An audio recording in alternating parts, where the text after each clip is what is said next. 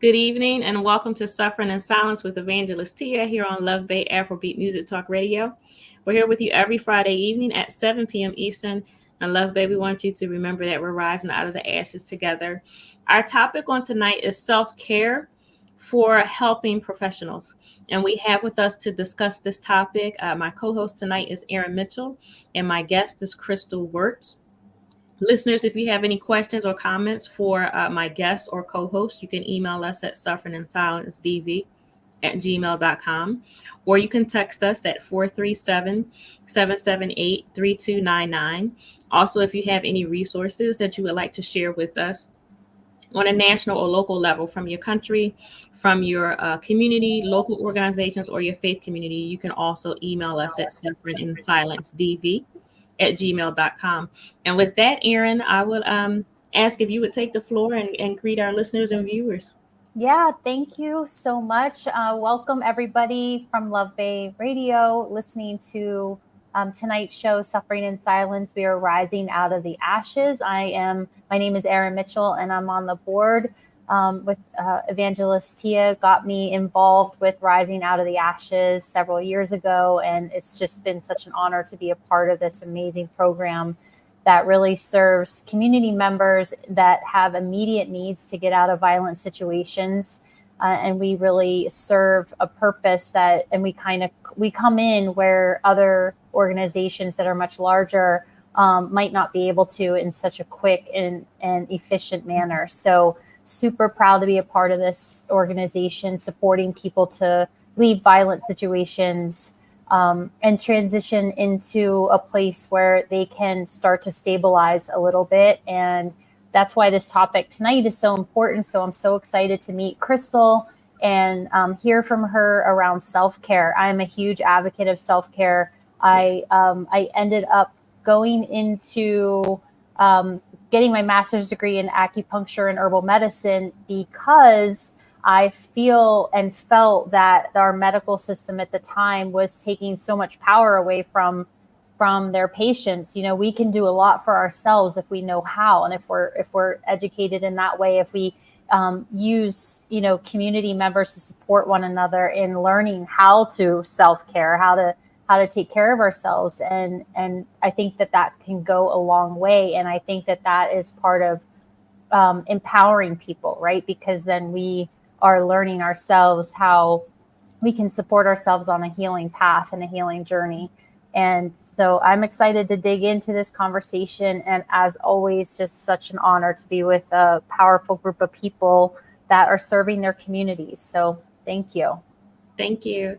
And Crystal, if you would greet our listeners and viewers. Perfect. Hi, everyone. I'm super excited to be here. This is my second time on the show. I met Evangelist Tia at an event that, well, technically, I guess I came to a church service of yours or something you were affiliated with, but Yes. I used to work for an agency in Delaware County, Pennsylvania, called Delaware County Victim Assistance Center. And so kind of in the similar realm of what Tia does with, I guess not technically domestic violence, because in Delaware County we have a different agency specifically for domestic violence, but any other type of violence, where we were the agency for that. So that's how I was able to meet these beautiful people. And so I'm really excited to be on the show tonight to talk about how we in the helping profession can take care of ourselves, because too often I feel like we're so more so focused on how we are taking care of others. Right. Yeah, Absolutely. so true. Well, thank you so much. So before we begin, I just want to share a few resources and then we will go right back to it. So as Erin mentioned, we are in the process of raising funds for our nonprofit Rise Out of the Ashes Inc. If you want to help us do what we do, you can go to GoFundMe and look for our nonprofit, and you can donate that way, or you can write a check to Rise Out of the Ashes Inc. We are at P.O. Box 15, Drexel Hill, PA. The zip is 19026. And one of the endeavors, I believe it's one of the most important endeavors that we have, is the immediate emergency funding, where we can help individuals financially with those most important needs that they're faced with when they are fleeing from a domestic violence situation or in the process of rebuilding their lives. So if you want to help us do what we do, thank you very much for that. I also want to share Pastor Darius Daniels. He's the pastor of Change Church. He has several locations in the United States. His website is dariusdaniels.com, and his YouTube channel is Darius Daniels TV. I want to share the National Domestic Violence Hotline. Their number is 800-799-7233, and their website is thehotline.org, and that is for the United States. Also in the United States is the National Helpline for Substance Abuse Mental Health Services. Their number is 800-662-4357. And we have the Befrienders Volunteer Action to Prevent Suicide. To find a helpline by your country, you can visit their website, which is befrienders.org. And the last that we have for this evening is the Polaris Project. It's the National Human Trafficking Hotline. Their number is 1-888-373-7888. You can also text the words "Be Free," BEFREE. You can text the words "Be Free" to the number 233-733. And then their website is polarisproject.org. So with that, Love Bay, we go to our topic, self-care for helping professionals. And Crystal, I want to start like just where you were touching. It is very important for professionals that care for those dealing with domestic violence, dealing with substance abuse, dealing with sexual assault, that these professionals and individuals, and I would say it's not just professionals, but those who are in a support group. So family and friends, those who are in any kind of way trying to be of help to an individual who is dealing with a traumatic situation. You are and will be no good to anyone if you can't help yourself and if you don't take time to focus on yourself. So Crystal, that's where we want to go tonight, and you already in a lovely way started that point, so I just want to give it right back to you to just go from there. Oh, perfect. Thank you so much. Yeah, and for our listeners and viewers, just to give you a little bit of context, I actually have recently left my position at Delaware County Victim Assistance Center, and that happened very naturally. I was there for 3 years. A new opportunity came up, and I took it. So it was a nice ending, not yeah, I know, because sometimes endings are not good, but mine very fortunately was. But I think during my time there, there was a lot of that conversation or a lot of reflection on what does self-care mean and how do we as individuals care for ourselves and kind of prioritize ourselves. Because I think, unfortunately, and I couldn't date this or put a specific year to it, but I do think that self-care has become a buzzword, or like, something that is always talked about, but like, what does it really mean? Uh, so, and the beautiful thing that I've come to learn about it is that I do really think that it's an individualized experience. Right. So like self-care for one person is not necessarily going to translate the same way to someone else. And I think as soon as we realize that, we're going to find things to do that feel natural for us that actually do help stabilize us and kind of address those symptoms of vicarious trauma. Because yeah, that vicarious trauma, right? So maybe we didn't go through it ourselves, but when we are with people who have experienced trauma, very naturally we can, especially if we're empathetic, right? We have empathy, we have compassion. We're definitely going to take some of that on. So Yes. So I think it's worth talking about the that vicarious trauma, because I was thinking of that. That was a point that I wanted to touch on. And I was reading a book, and in this book, it was noted that a psychiatrist had been speaking to his patients, and after a while, this psychiatrist, he realized that he had like a sympathy trauma. Mm, He had an empathy for their trauma, where these were they were vets, so who had come home and were dealing with post traumatic stress disorder, from the wars that they had been in, and so he would hear a car backfire, and it would trigger him. He would lose sleep. He would be up. He would be thinking about the stories that they told him, and in some points it would be like he was reliving what he was trying to help them through. Now that happened over a period of time. It wasn't instantaneous, but that's real. You can be so close to an individual, or several individuals, helping them get through their trauma, because that's what you do, because you are the counselor, because you are the doctor, because you are the EMT worker, because you see it. But you can actually vicariously take on someone else's trauma and not even know it until a moment comes when you're triggered.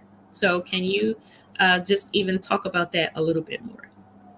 yeah, well, and I guess I'll affirm what you said, Sister Tia, that it it's not something that just comes on and boom, you Yeah. realize that you are being affected by either the stories that you're hearing or the people that you're working with. It's very it builds up on itself, right? And I think that Mhm. that's why, as a profession, or people that are caregivers experience a lot of burnout, because well, not no one, but because oftentimes people aren't really sitting with what vicarious trauma means, or addressing their own needs, and only looking at the person in front of them. So I think Mhm. vicarious trauma, um, it probably also presents differently in folks as well. Like it probably not just like, ooh, automatically substance abuse, or you know Yeah. other things like that. It's probably um, I don't know. I'm like, Well, Erin, I do mean, it's different ways. yeah. Every form of trauma presents, Hmm. the effects of it present in different ways with different people. And when you're in a different part of their trauma, so if I'm the one experiencing it, then I'm going to react differently to a trigger. And if I'm the one helping you through it, and if I have a trigger, I'm going to react differently. And I think the point is, Love Bay, what we really want to do is throw out there that this is real. So you need to pay attention, and you need to take care of yourself. So if you're in that position where you are helping someone through, you have to be able to step back and take care of yourself. So, Erin, what are your thoughts in here? Yeah, well, number one is I was trauma informed trained for being a practitioner, and vicarious trauma wasn't something that I was trained on. I ended up leaving that profession and going and working with very high risk women and girls in the indigenous communities, um, who were dealing with high rates of violence and the subject of murdered and missing Indigenous women and girls all over North America. Now, hearing their stories, and I was developing a program for empowerment and self defense within the community. I myself began to show signs of PTSD that I wasn't even aware of, and I had pretty in-depth training and trauma-informed training up to that point. I had to go a little bit deeper into that. When I first heard the term vicarious trauma, when I was getting additional training, I realized that what I was experiencing, that like the high levels of paranoia that I had, of being followed, of somebody outside the door, of just fearing falling asleep, things like that. I thought it was maybe because I was just in a different location than where I was from. Maybe it was just, new environment. But when I heard the term vicarious trauma, I knew right then and there that was what was going on. I was internalizing the stories and the experiences of the women and girls I was working with. Yeah. And it's so much. I would say that vicarious trauma is something that you have to just be aware of, and we have to know in ourselves, like when we have to be able to check in. Is my heart racing? Did somebody just open the door and you like jump 3 feet high when it's just your son or your brother are coming? It's you kind of have to watch for your own signs to know, like, wow, my nervous system is really on heightened awareness right now. And you can know that by not breathing, by holding your breath, by your heart racing, by, like I said, like jumping or reacting inordinately to something that's kind of normal. And when you realize that that's what you're reacting, that's kind of your heightened reactions are on. It's time to kind of take a look and take an assessment of, oh, wow, how am I processing the work that I'm doing? How am I processing the support I'm giving to other people? And am I, do I have a place to filter and to, and really to process in a healthy way what's happening? And that looks different. Like Crystal, like what you were saying, that looks different. It could be seeing your own therapist. It could be, some types of breathing and meditation. It could be learning tools and practices that can support your nervous system to relax, so that you're telling your nervous system, not just logically in your head, but you're literally telling your body it's okay. And there's lots of tools that are now available online and, in other circles that can help with that. So, Erin, when you realized that you yourself were dealing with vicarious trauma, what steps did you take for yourself?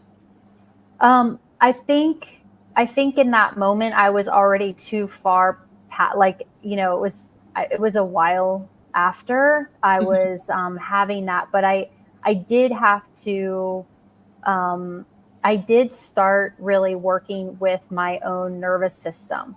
And what I mean by that is, basically learning tools that can calm myself whenever I feel like I'm holding my breath. So it no longer was because of that one incident, or, like those incidences back in like years ago that I was experiencing those very paranoid states paranoid states, I guess that was the most I can explain that I was feeling. Yeah. But what I ended up doing was, learning tools. One of them that I love is like you cross your hands and you put your hands on top of either shoulder, and with the left hand you tap and the right hand you tap, and the left hand you tap and the right hand you tap, and you're almost giving yourself a hug. But that tapping on the right and left side signals to the left and right brain that you can come into balance. And then that helps to, lower your heart rate. It helps to increase your breathing capacity. And these all kind of signal to that autonomic nervous system that it's safe. And that is really the message you need to be giving to yourself. So I really started to dig into what are the ways I can tell my body it is safe. That is interesting, because sometimes I sit like that with my arms, like I never did the tapping on the left and right side, but sometimes I sit and I feel comfortable like that, and it does feel like, hugging yourself. So, and I mean, at random times, like I'll just notice that that's how I'm sitting, and it brings comfort to me. So it's interesting that you said that, and I didn't even realize that that's something that I do until you said it. Fabulous. But Crystal, I want to ask you if you could talk about this. I think it's a really simple statement. I think it's straightforward, but I don't think we allow ourselves time to process it. And I just want to say this: it's okay to be tired. So, like, Yeah. it's okay to be tired. So I want to give that to you because of the work, that you did do. Um, I know what went into what you had to do, and there are moments when sometimes you just gotta step away, and not I just need a break, not just 5 or 10 minutes, but no, I'm for real tired. I need a couple days. I need a Yeah. vacation. Yeah.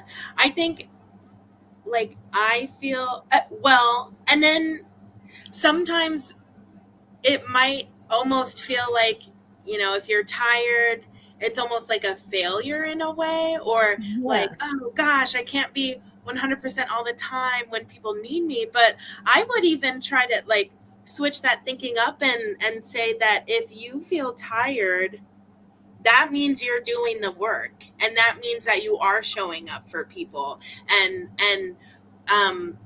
of course we don't want you to be sad, but if you are experiencing those emotions and feeling that exhaustion, that means that you are operating how humans are supposed to. I mean, that might be going too Yeah. far, but I would hope that everybody is compassionate enough that if they heard something or worked with someone and they really felt those emotions, that, yeah, you're being a human, you're connecting on that, like, almost soul level. So of course you're going to be tired, and that's why I think, when workplaces have, sick days, and I think where I used to work, they were really, adamant about sick days could also, double as, like, mental health days. So Yeah. if you did need a break, much longer than the weekend, because for maybe any of us, the weekend just feels like a blip, like it, Yeah. it came and went, right? Catch up on laundry.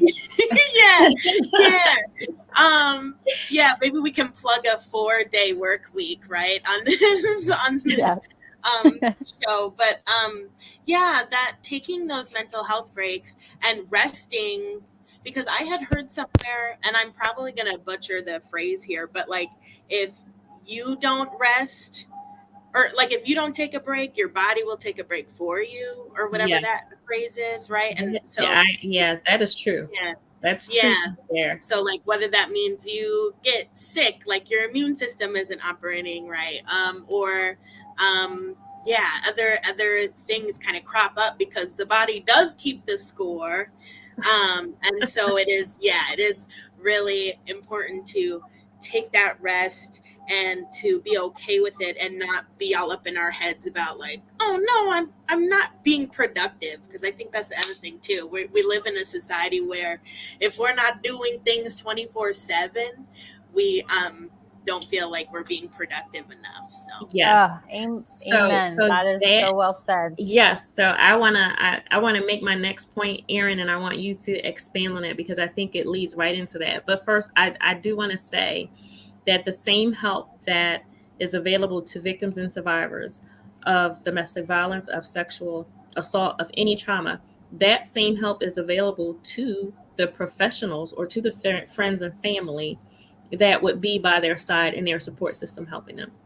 So the same websites that we tell victims and survivors to get support, to get information, um, those professionals and family and friends, you can go and get the same information. And we've said this before. We've said this repeatedly on our program. Help is available to you. So you can go to the national website or the national hotline and ask some questions. I know therapists who have therapists because they need the help, because after counseling so many individuals and so many hard topics, they need a place to decompress and to share their hearts with. But you can get counseling, you can get treatment, you can get validation, you can get that same help and information. So go and visit these websites, call these phone numbers for yourself. It's okay. You can call these hotlines and speak to an individual, and you can say, I'm a provider. I'm in a position where I am helping individuals. I need a break or I need help. You can say I'm a friend, I'm a family member, and I need some help. I need some guidance, or I just need to share what it is that I'm going through. So I wanted to throw that out there so we know that there are places that you can go to get the help. They're already established. They're already there. But Crystal, what you were saying, what made me think of the next point that I want to throw to you, Erin, is it's okay to say no. It is okay to say, I don't know. No, I can't. No, this is not a good time. No, I can't handle this. And I can refer you to someone else who has the capacity or the knowledge and understanding and compassion to deal with your issue because for whatever reason I can't right now. But that right there, Erin, that statement, it's okay to say no. Yes. I think that is the hardest lesson for anybody that's in the care field, right? Nurses, doctors, therapists, Crystal, like your field of work where you're serving Tia, you're answering calls from people and they're in crisis for any number of reasons. And I think it's just a lifelong lesson to me. For me, it's the hardest lesson to learn. I still will catch myself saying yes to things where now that I'm more aware of how much I have done that for the first half of my life to the point of, they even call it the martyrdom complex. Mm-hmm. And I certainly had that. I was not totally aware of that for a very long time. So it's sometimes it's subconscious. Sometimes we care for people so much. We put other people in before ourselves, maybe because we want to be liked, we want to be loved, we want to be seen as being helpful. And that's really hard to let go of whatever those unconscious reasons for being that type of, for having that kind of character where you're just constantly caring for others. If you're doing it from a place where where you are grounded and you're making conscious decisions and you're doing it because you can, I think that is where we all want to be, right? Because there's lots of work to do in the world. There's lots of people that need our support. But being able to say no, what I found is after lots of burnouts in different jobs that I was in, all related to, like the support field and the health and wellness field. And then in the nonprofit work that I did, I think that I now am in a place where, I'm really going to be able to create something very powerful that's going to be something where I'm going to receive as much as I'm giving, and that there's that reciprocity where what you're doing actually gives you energy, as opposed to depleting it. And I know that might sound, really simple and easy, and I don't mean it to sound like it is, but it's just to have that awareness. So we're constantly like asking ourselves, no, like we have to love ourselves the way we're loving everybody else. Mm-hmm. That's the golden rule, and so if we can identify some of these patterns and behaviors and habits that we have to just put everybody else before our own needs, then we can start to be conscious and make good choices of like, okay, I have the capacity to support this person right now, or actually I do have to say, I say no and get support in another way and forward that on, to a different person or refer them to somebody else. Yeah. And I think to an earlier point that you made while you were talking, Erin, it's like, just because you can do it doesn't mean you should.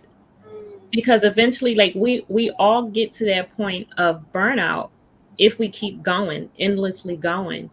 But before you get to burnout, somewhere you should have said no.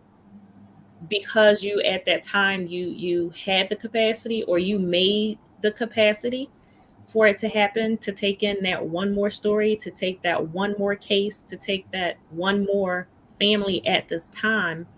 And I'm not saying say no and you leave someone in a lurch like they have no help at all. I mean, no as in I have to direct you to a colleague. No as in I need to give you some other resources, or help you find another way, but for whatever reason I can't do this right now. And we don't say that to people. Like, if someone comes to me, and if I'm not in a good position, I don't say, well, I can't help you right now, or you don't do that. But there have been times where I've gotten a call, and I've said, let me take your information.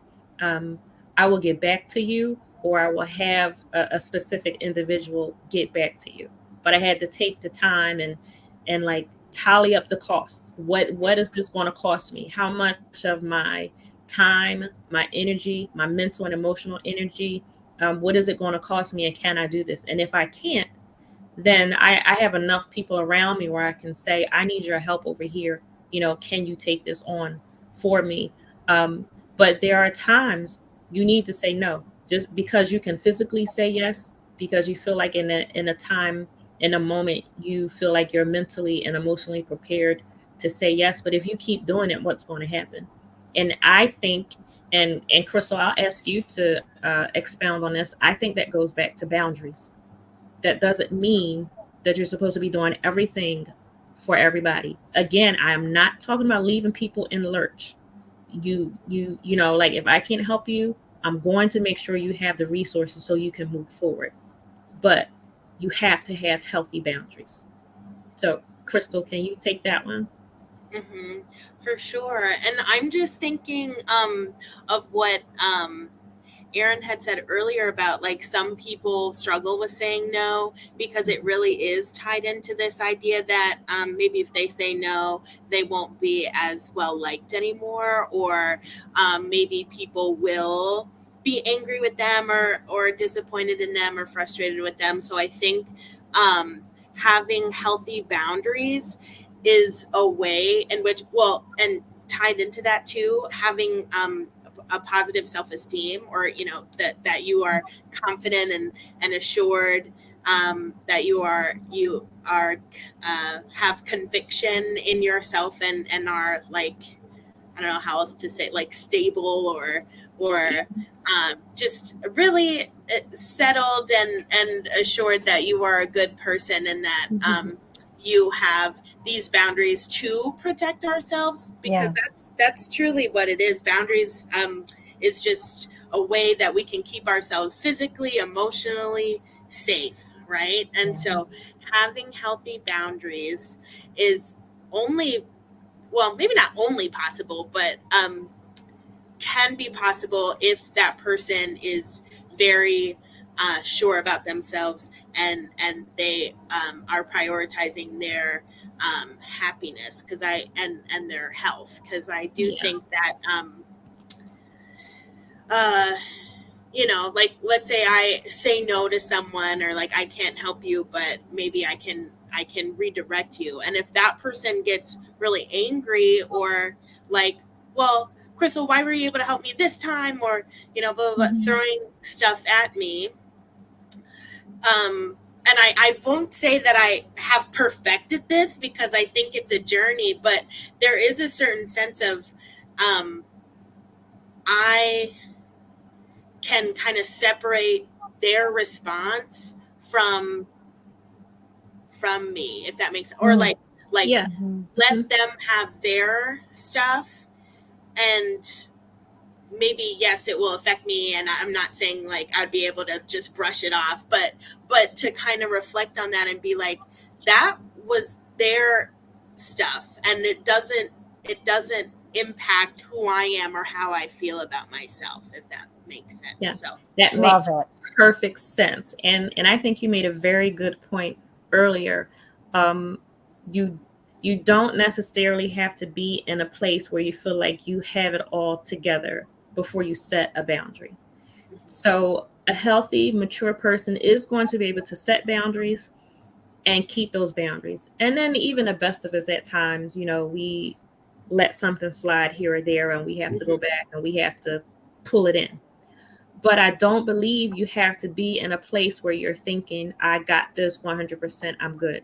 I think a lot of us, we start setting boundaries when we are in a place where we're not 100%, where we are a bit shaky. But if you set that boundary and you stick to it, I think that boundary can help you get to that place where you are more stable and where you are more sure about yourself. So you don't have to have it all together before you start setting boundaries. As a matter of fact, I truly believe a lot of us, we don't even hear about boundaries until we've just gone off the deep end. Right. And then, and then we're trying to get back and we're trying to fix ourselves. So I think that was a really good point that you made. Erin, do you have a question or a comment? Yeah, Crystal, also just wanted to highlight what you said earlier about the body keeping the score, and kind of to tie into what you just shared about other people's reactions are not our responsibility, or our personal responsibility. Our personal responsibility is doing what it takes to self-care, to take care of ourselves so that we are balanced and grounded and whole, so that we can really give our best self. But one of the biggest learning boundaries came around my family unit, where I remember telling my mom and sisters that I wasn't going to come home for the holidays because I was working all the time, working. It was going to be a few days off. And every year I would slug home and do the pull the all-nighters and the cleaning and the cooking and all the things. And I remember, just saying, hey, I won't be there this year. And it was just like, Crystal, I didn't have the grace then of not being able to take on their reactions. So lots of reactions happened. And then, of course, I was so upset about it, and the body keeps a score. So I ended up with strep throat the entire time. So instead of, getting the rest that I needed, I got sick because I was so upset about the reaction. But again, you just get better and better. You learn how to do this. And so, after that, I recognize more of what you were saying, Crystal, about the reaction is not my responsibility, and that's okay. And I understand, I could even be loving with that, oh, I know you're disappointed, but it took going through anger and how dare you be mad at me and all this stuff. And then you finally, I finally just accepted that was going to be their opinion, and letting that go. Then my body, my nervous system calmed itself down, and I didn't have this hyper reaction that caused illness, right? Because a lot of our illnesses is our body does keep the score, and we can get sick because of our emotional upset as well. So yeah. Well, I think that was an awesome point. And I want to say, as you were talking, Erin, well, actually, as both of you were talking, the thought came to me, and I thought about it more as you were talking, Erin. We can't fix everything. We just can't.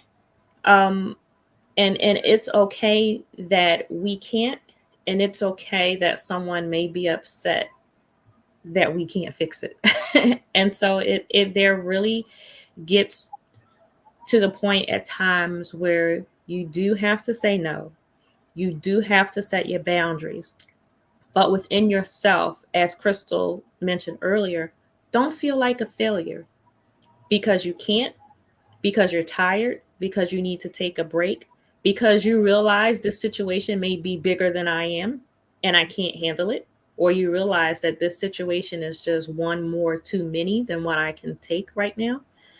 But my initial thought was, we can't fix everything. We really can't. And I think when we're in the position of being that professional in whatever area it is, we're extending our help at some point. I don't know what the numbers are, but at some point there may come a case where this person really isn't doing the work to help themselves. So there's only but so much I can do. Like, I can't fight a fight for you that you're not willing to fight. I will stand up with you. I will go to the mat for you. But if you're not willing to do what you need to do for yourself, I can't force you. And I can't drain myself of my time and my energy and my mental capacity and my emotions trying to fight a fight for someone who they just don't want to. And sometimes you come across a case like that. There are some individuals, unfortunately, who fall into being comfortable with complaining about the situation, but don't put the actions behind it. And I can't let myself be in a position where I'm constantly counseling the same person on the same issue. It's like maybe the same time of week, you get the same call or the same meeting, and we're stuck in the same place. You just want to complain, and you didn't do anything I told you to do. Like, you didn't follow through on the actions, the healthy actions, the healthy resources that you could take advantage of. If you didn't do that, I can't force you, and I can't tie myself up mentally and emotionally fighting a battle for somebody that they really don't want to fight for themselves. And I think that there's a difference between a person who wants help, who needs help, and they really do need assistance. They really do need help, guidance, and direction, as opposed to a person who, you have the help in front of you, you have the direction, you know what you're supposed to do, and you don't want to do it, and you're not going to do it. I think it's a difference in those two scenarios. So again, I think it goes back to what I initially said. We can't fix everything, and you have to be able to realize, recognize, and understand when you get to that point is something that's beyond you. I thought that was worth pointing out. You want to, Crystal, what do you think about? Yeah, absolutely. That reminds me of an activity that I've done before in a variety of different spaces, but it's where like all you need is a pencil or a writing utensil and a sheet of paper, and then you draw two different circles. One circle will be things within your control, and the other circle that is around the small circle is things out of your control. And sometimes for people, like, I am a visual learner, so doing activities like that is a part of my self-care, where it's just a reflection piece where I can go, you know what? I actually can't control that. And that's okay. Or, like, how are you gonna cope with maybe anxieties that come up, or those feelings of anxiousness that you can't control everything. And that's what's so beautiful about the reminder of letting people have their own thoughts, reactions, opinions, and you're like, I guess, the expert of yourself. So we can have full reign over us, but that other people, a beautiful and sometimes like frustrating thing is that other people are going to do what they're going to do.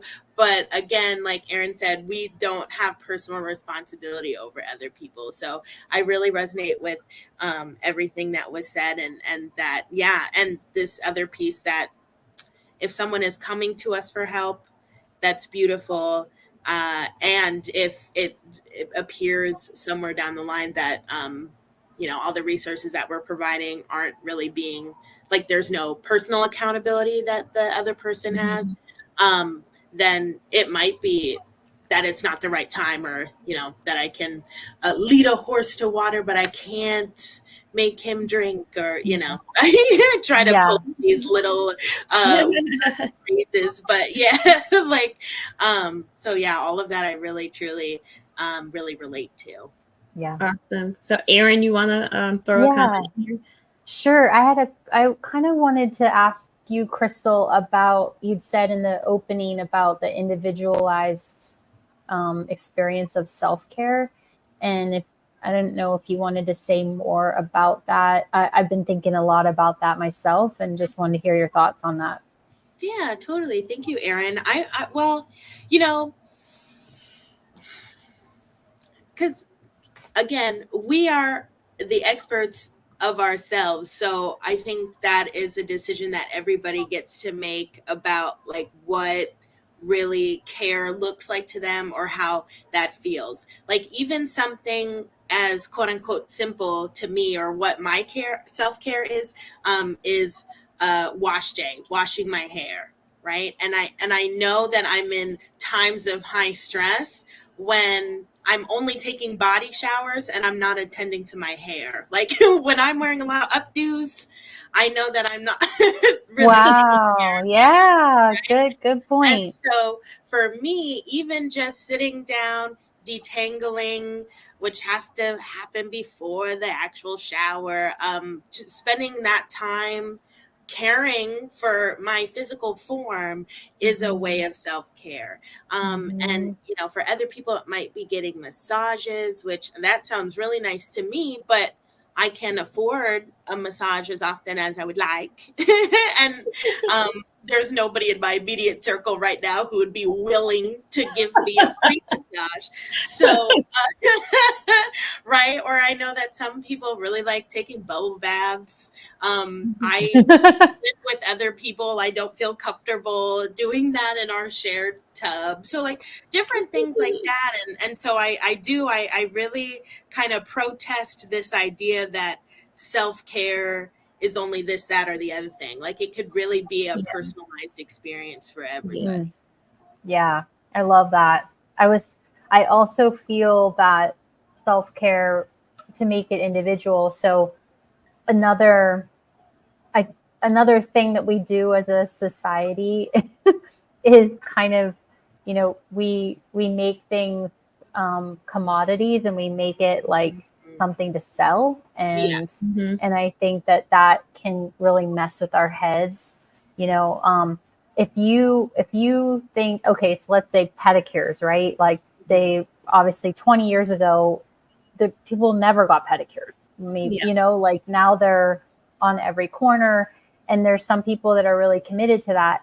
And I think that it just depends. Like if it's something that you're checking off a box, it's Mm. just like, I'm gonna go get a pedicure. First of all, I don't get pedicures, but that doesn't. I'm just bringing this up as an example Mhm. of like something that feels like, oh, I got to go do this to take care of myself. But meanwhile, you're running around like the chicken with your head cut off, and you haven't even taken a deep breath today. But you're gonna go get a pedicure, and it's fine, but it's like it's kind of what I feel is it's how we do things, kind of what you were saying about that tending and that time that you give yourself with your care with your hair, and that ritual and process for you. Wow, like that is the experience that you are choosing to give to yourself in those simple moments, but yet so profound.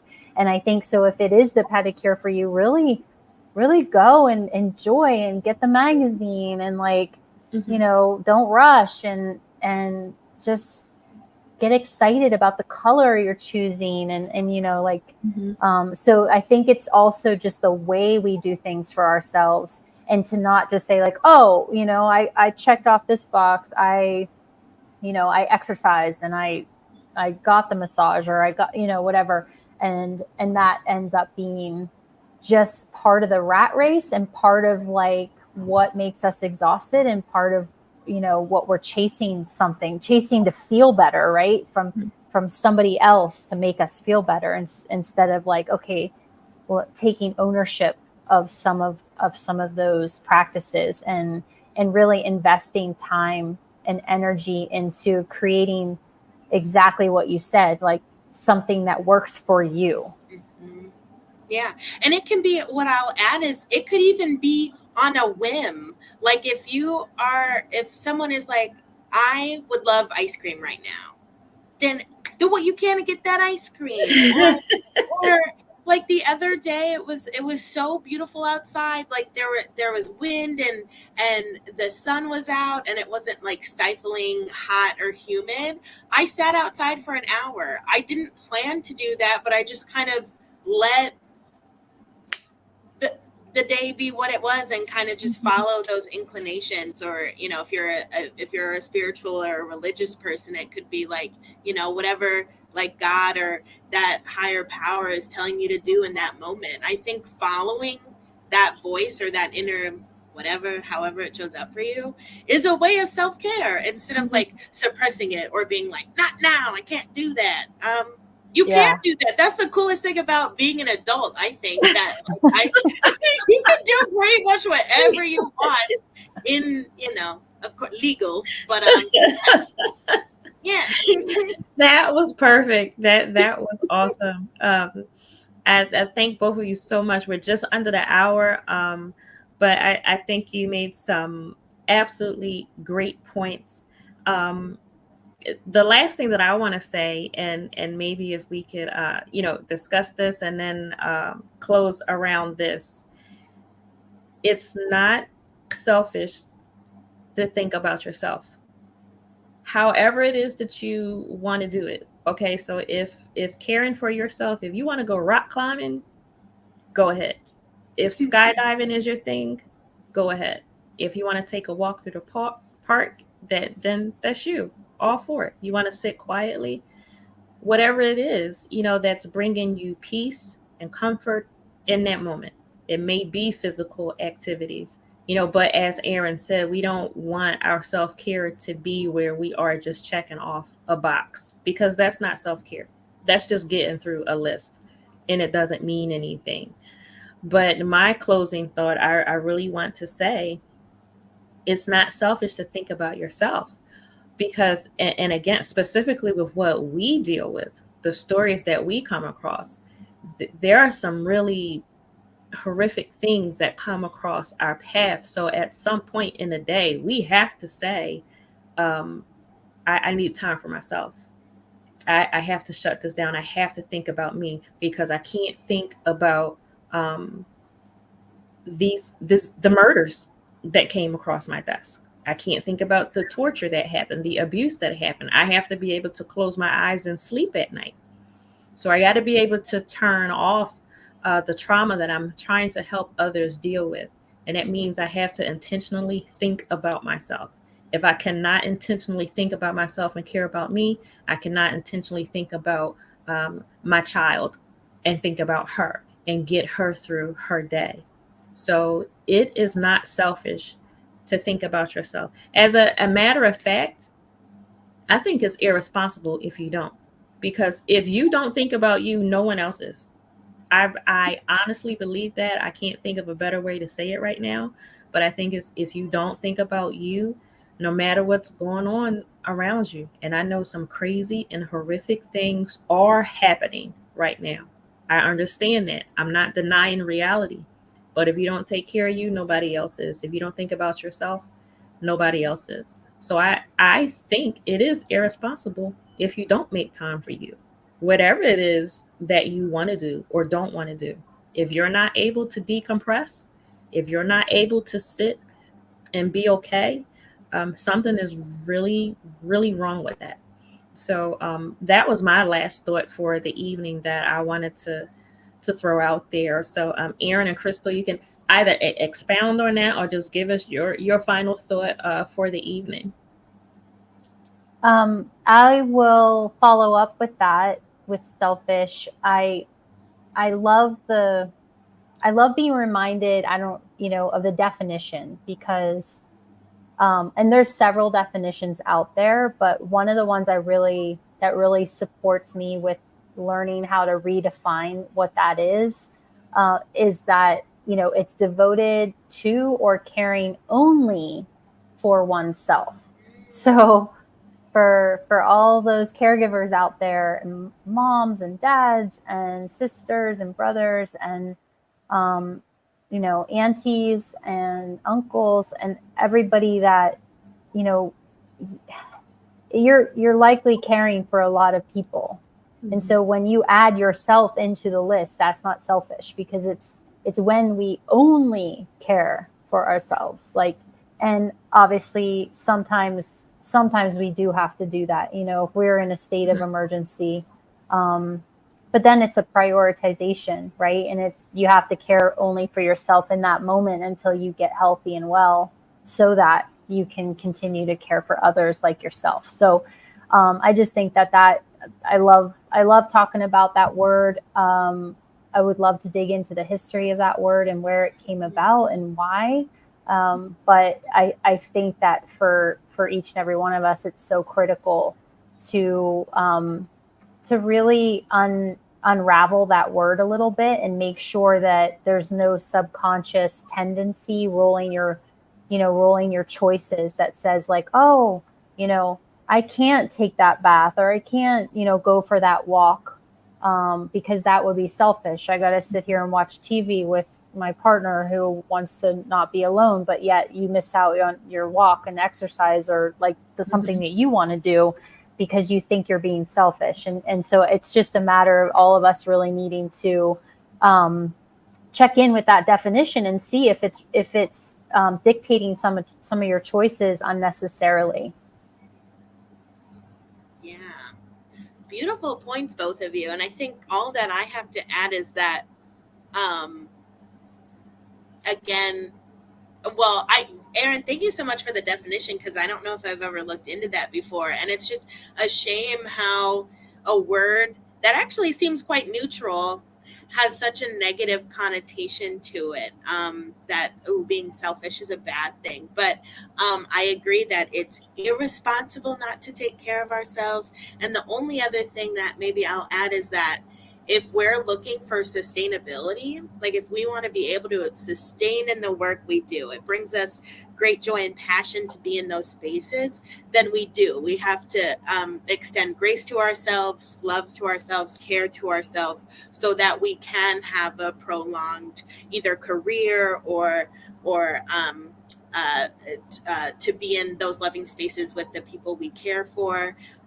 It's all about practices that keep us sustained, and so that we can be our full authentic selves. Awesome. Thank you so much. Thank you, Crystal. Thank you, Erin, for being with us. Love Bay, I want to thank you, all of our listeners and viewers from everywhere, France, Germany, Europe, Russia, the Bahamas, Canada, the United States, everywhere. There are too many to name, but we want to thank you for being with us. We hope that you will continue to be with us. We hope that you become a part of the conversation, that you start the conversations in your own home, that you take the conversations into your communities, and that the conversations will be followed with actions. That's what we really want. So we hope that this was helpful to you on this evening. Love Bay, if you want to catch up on previous episodes of our program, you can visit our YouTube channel, Suffering in Silence DV. I thank you again so much for being here with us on Suffering in Silence with Evangelist Tia on Love Bay Afrobeat Music Talk Radio. We're here with you every Friday evening at 7 p.m. Eastern. And Love Bay, we want you to remember that we are continuing to rise out of the ashes together. Good evening.